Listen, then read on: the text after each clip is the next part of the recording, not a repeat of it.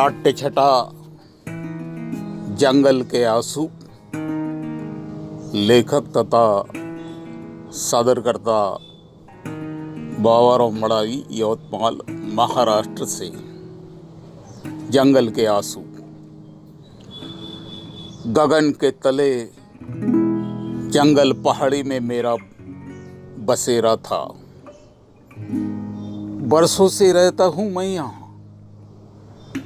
ये पेड़, नदी, नालों की गूंज, पंछियों की आवाज, शेर की दहाड़ सभी सुनते आया।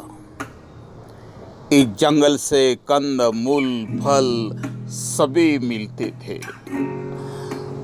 आजू बाजू की जमीन पर अनाज के बीज बोता था। खाने का दाना पानी भी मिलता था।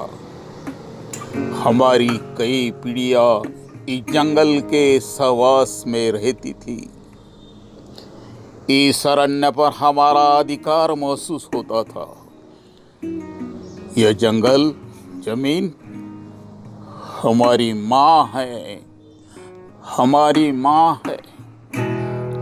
हमारा पालन पोषण करने वाली।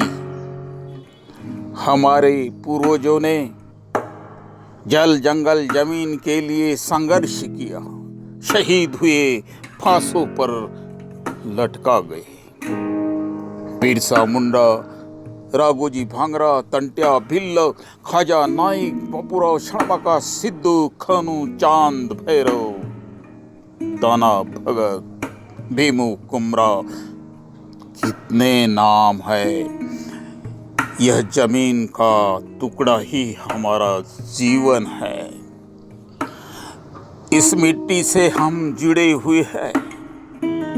मेरे बाप दादा ने कई गांवों को भी बसाया। छोटा नागपुर, बड़ा नागपुर, चांदा, कई शहरों को निर्माण किया। मोहनजोदाड़ो, हड़प्पा तक हमारी निशानियां हैं। इस देश में राज था हमारा। हाँ, राज था हमारा ही देश में। अभी भी वो राज के गढ़ किले साक्ष्य देने के लिए खड़े हैं। परंतु आज हमारी अवस्था क्या है? हमें सभी ओर से लूटा जा रहा। विकास के नाम पर हमारी जमीन छीनी जा रही। हमारे जंगल पर हमारा अधिकार नहीं रहा।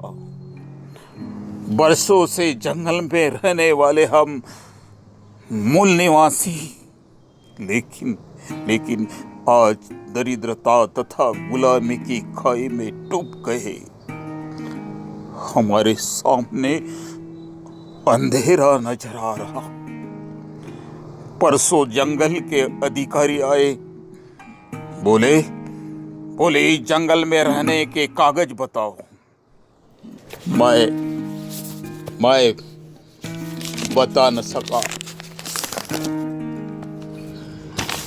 मैं आज तक कागज दर्ज कर न सका। मैं समझता था ये धरती मेरी है, लेकिन कानून से इस जमीन पर रहने का पुरावा चाहिए। बोले चले जाओ, तुम गुनहगार हो। मैंने कहा साहब, बरसों से ही झोपड़ी में रहता हूँ साहब, बरसों से ही झोपड़ी में रहता हूँ। ये सरकार की जमीन,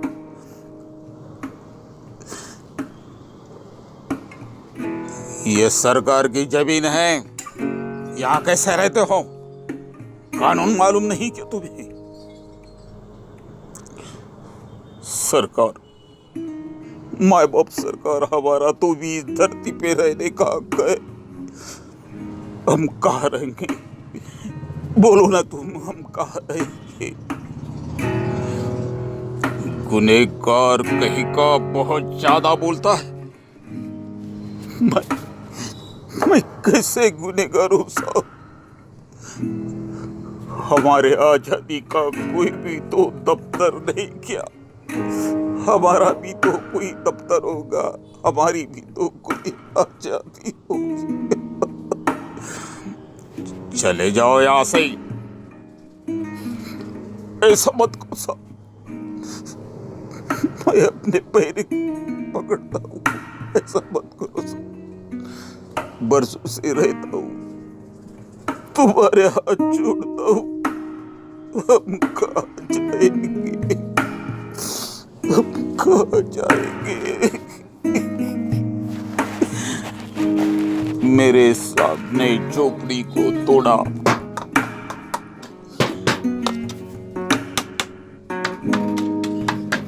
मैं देखते ही रह गया।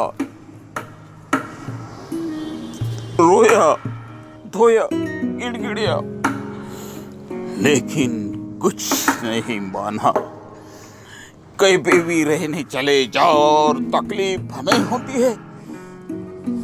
मेरी बरसों की झोपड़ी उद्ध्वस्त हो गई थी। आग में आंसू लेकर देख रहा था। मेरे बच्चे, पत्नी, ये सब देख कर रो रहे थे। मेरे बच्चे, पत्नी सब ये देख कर रो रहे थे। क्या क्या क्या ये देश मेरा नहीं? क्या ये देश मेरा नहीं? क्या हमारे पास जमीन खरीदने के लिए पैसे नहीं तो हम जमीन पर रह नहीं सकते? इस घर की माँ के तो हम सुपूत है। कितनी दर दर की ठोकरें खाएंगे? हमारी झोपड़ियां हटाकर कौन सा विकास करना चाहते हो? इस घने जंगल की चीख तुम्हें समझती नहीं क्या? देश के कानून के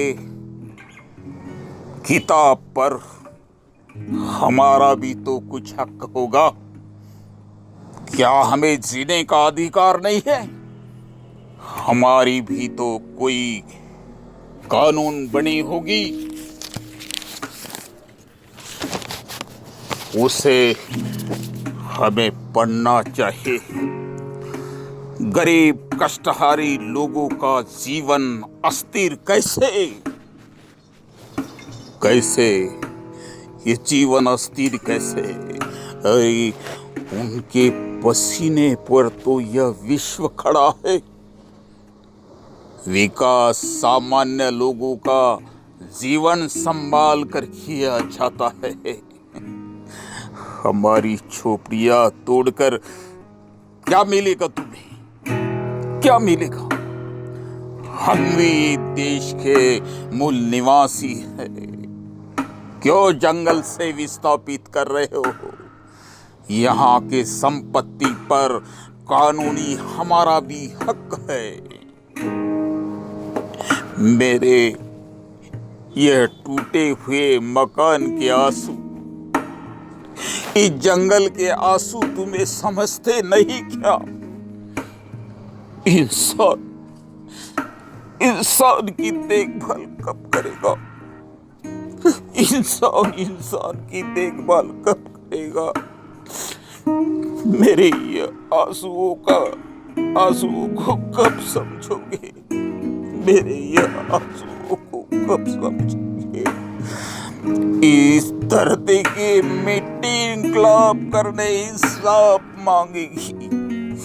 इस धरती की मिट्टी इंकलाब करके इंसाफ मांगेगी, इंसाफ मांगेगी।